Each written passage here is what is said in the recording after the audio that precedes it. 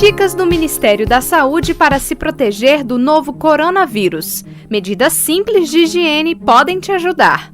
Evite contato com pessoas que estejam com sintomas de gripe ou que já estejam doentes. Lave as mãos com frequência, principalmente depois do contato com pessoas doentes. Use lenço descartável para higiene nasal.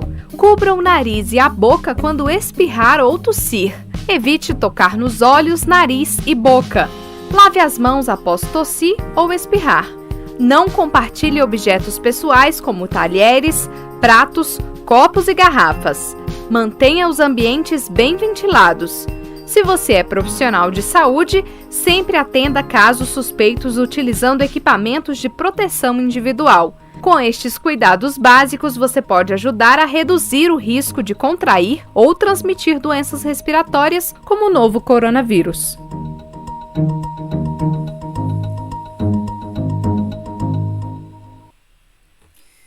Bom dia para vocês todos da turma 81, 82 e 83.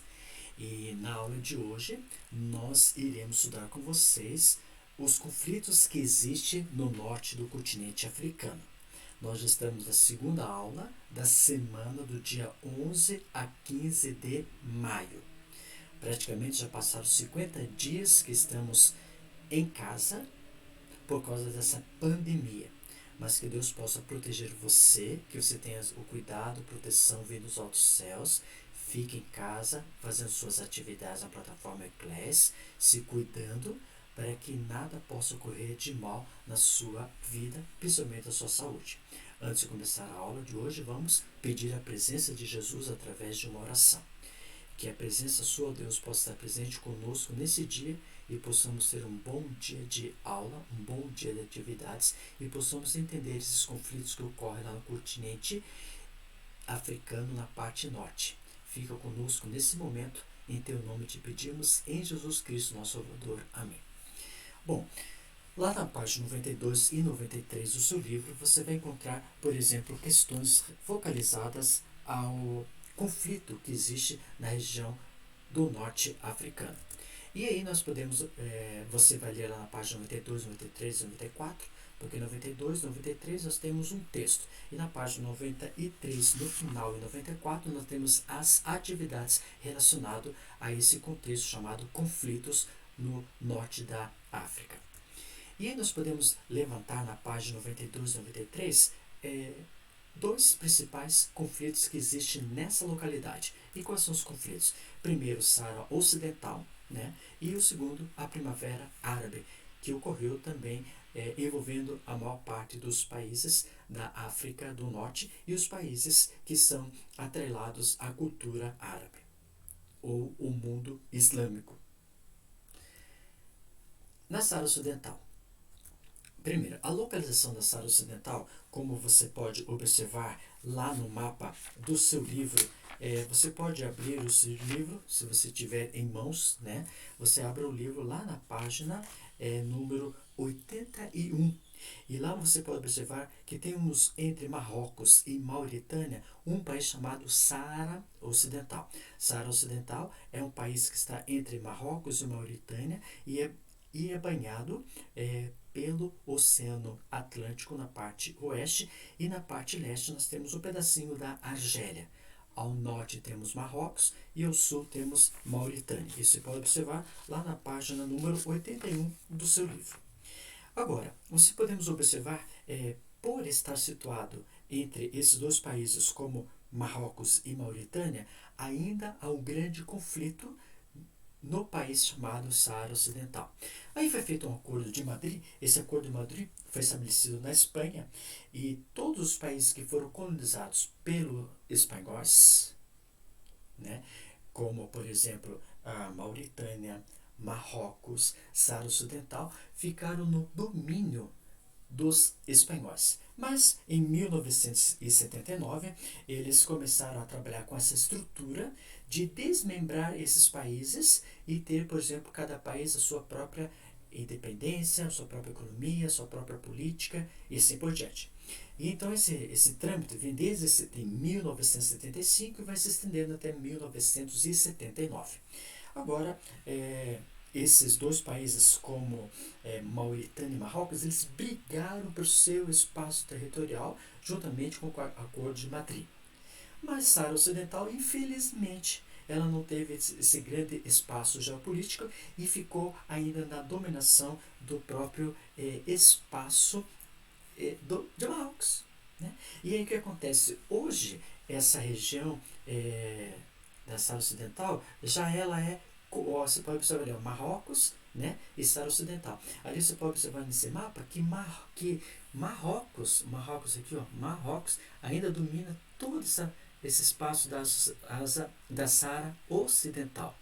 E aí nos diz o seguinte, que Saara Ocidental é um território já conhecido como sendo um país, mas ainda está na dominação do país de Marrocos. Marrocos, Mauritânia e Saara Ocidental eram países liderados pela economia da Espanha, já que eles foram colonizados pelos espanhóis. Mas a partir de 1975 e 1979, eles conseguiram desmembrar e formando então o país Marrocos e o país Mauritânia.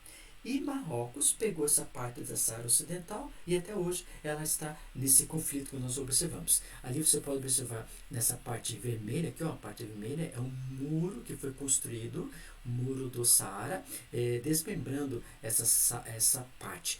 Aí nós temos aqui na Argélia esses campos de refugiados que muitos de Saara Ocidental vão para essa localidade para encontrar refúgio.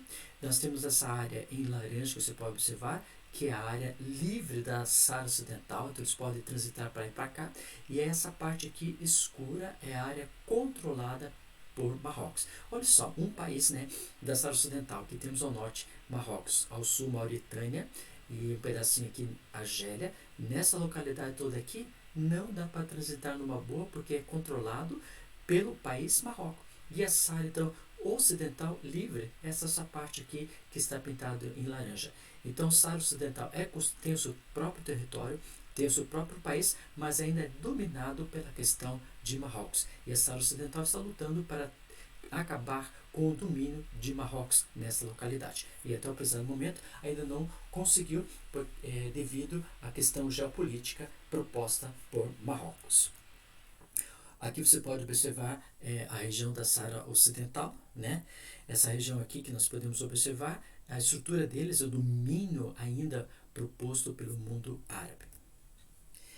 A Primavera Árabe, na página 92 e 93, ela teve início em 2010 na Tunísia. E na Tunísia, um vendedor ambulante, né, conforme o texto na página 92 você pode observar, um vendedor ambulante ateou fogo ao próprio corpo para expor a sua revolta com o desemprego e a falta de interesse político pela pobreza generalizada. Ou seja, o governo não dava condições favoráveis para os trabalhadores que assim já tinham se formado nas próprias faculdades. Como consequência disso, esse jovem ele ateou fogo no seu próprio corpo, como falando para o governo: eu quero que o governo possa ter condições favoráveis e ter emprego para a população.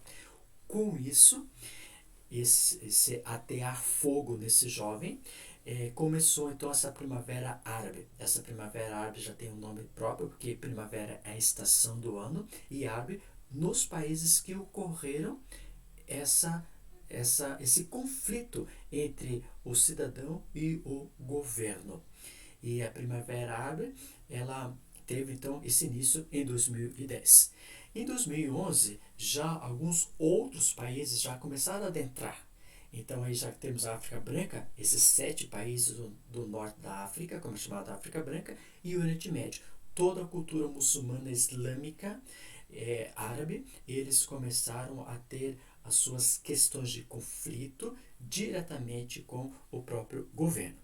Em 2011, no caso, por exemplo, a Líbia teve guerra marcada pela violência e até a morte do ditador Muammar al-Gaddafi, em outubro de 2011. E com isso, o povo conseguiu dominar toda essa proposta geopolítica, e então a Líbia se tornou uma república parlamentarista, no qual tem um parlamento, e então a população tem um espaço geopolítico melhor para sobreviver, como antes era ditado pelo ditador Muammar al-Gaddafi.